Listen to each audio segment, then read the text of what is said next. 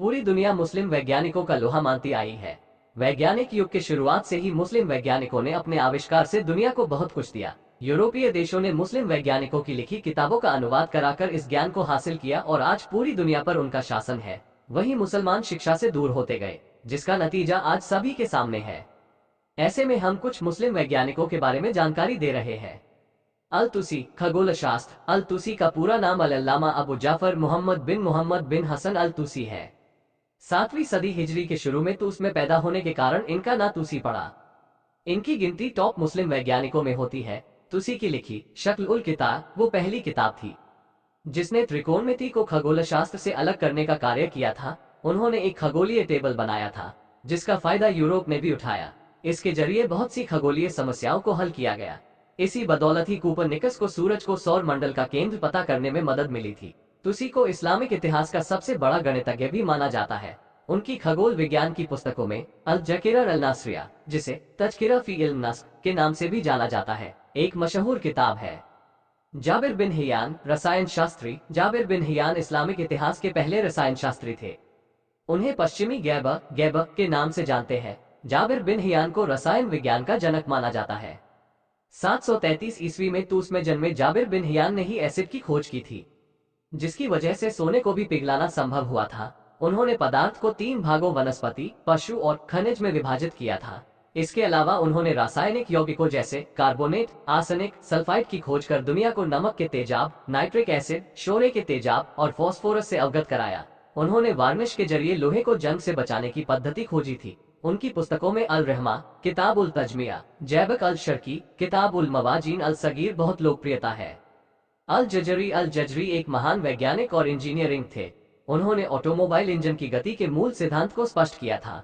उन्हीं के सिद्धांत से आज रेल के इंजन और मोबाइल उपकरणों का आविष्कार संभव हो पाया। उन्होंने ही दुनिया को रोबोट के आविष्कार का तरीका दिया।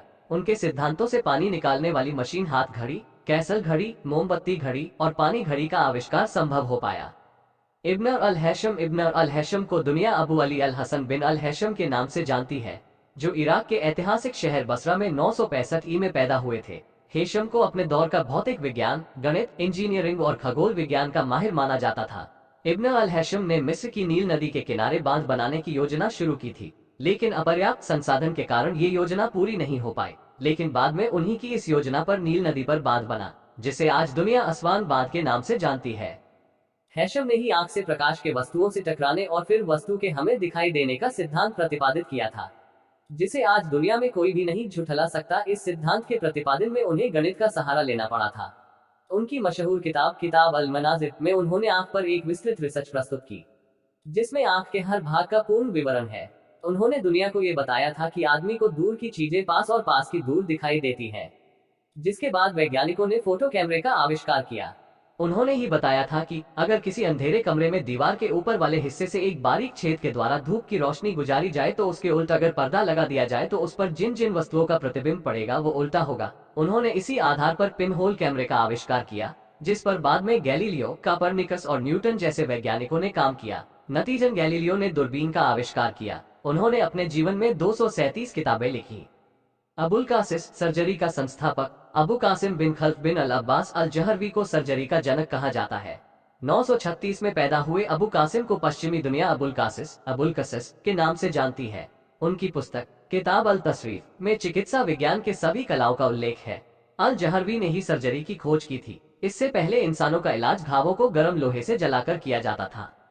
अल कीदी का पूरा नाम याकूब इब्न इशहाक अल कीदी है। कीदी की प्रारंभिक शिक्षा कूफा में हुई। इसके बाद वे बगदाद चले गए, जहां उन्होंने गणित, चिकित्सा और खगोल विज्ञान में महारत हासिल की। शिक्षा हासिल करने के बाद उन्होंने इस्लामी दुनिया को हकीम अरस्तू के ख्यालों से परिचित कराया। उन्होंने गणित, चिकित्सा विज्ञान, दर्शन और भूगोल जैसे विषयों पर 241 उत्कृष्ट पुस्तकें लिखी, जिनमें बैतर उल हिकमा, हाउस ऑफ विजडम को बहुत लोकप्रियता हुई। अल बैरूनी को कौन नहीं जानता। उनका पूरा नाम अबू रेहान मोहम्मद इब्न अहमद अल बैरूनी है। 9 सितंबर 973 ई को ख्वारिज्म के एक गांव बैरून में जन्मे अल बैरूनी की गिनती एक बड़े शोधकर्ता और वैज्ञानिक के रूप में होती है। उन्होंने न केवल गणित बल्कि इतिहास और भूगोल पर भी किताबें लिखी, जिनमें किताब अल हिंद बहुत लोकप्रियता हुई। उन्हें हिंदुओं के धार्मिक विश्वासों और इतिहास का बड़ा ज्ञान था। उन्होंने कई साल हिंदुस्तान में बिताए थे। उन्होंने भारत में रहकर संस्कृत भी सीख ली थी। उन्होंने 1000 साल पहले जमीन की सटीक माप निकाल ली थी।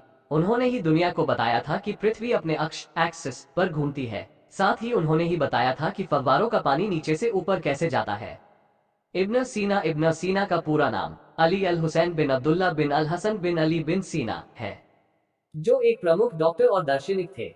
पश्चिम दुनिया इन्हें अवेसेना के नाम से जानती है। कहा जाता है कि बुखारा के सुल्तान नूह इब्न मंसूर जब बीमार हो गए थे तो किसी हकीम की कोई दवा उन पर असर नहीं कर रही थी।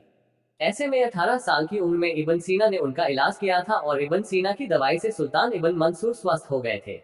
ऐसे में सुल्तान ने खुश होकर इब्न सीना को पुरस्कार के रूप में एक पुस्तकालय दिया था। अबू अली सीना की गणित पर भी पकड़ थी। उन्होंने रिसाला अल जराविया, मुख्तसर अक्लिद्स, अला रत्मातेकी, मुख्तसर इल्मुल हिय, मुख्तसर मुजस्ता, रिसाला फी बयान अला क़याम अल अस्फी वास्ते से समाज जैसी किताबें लिखी, जिसमें किताब अल कानून कैनन ऑफ मेडिसिन चिकित्सा के क्षेत्र की एक मशहूर किताब है, जो 19वीं सदी के अंत तक यूरोप की कई यूनिवर्सिटियों में पाई जाती रही। आज भी अबू अली सीना की सेवाओं के लिए यूरोप में उनके नाम से डाक टिकट जारी होते हैं।